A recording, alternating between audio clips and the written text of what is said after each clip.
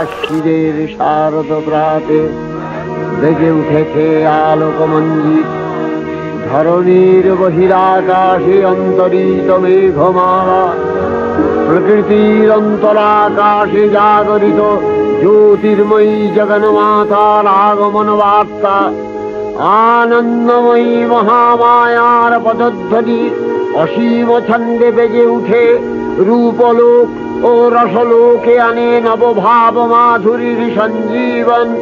তাই আনন্দিতা শ্যামলী মাতৃকার চিন্ময়ীকে মৃন্ময়ীতে আবাহন। আজ চিৎশক্তি রূপিণী বিশ্বজননীর শারদশ্রী বিমণ্ডিতা প্রতিমা মন্দিরে মন্দিরে ধ্যান বোধিতা।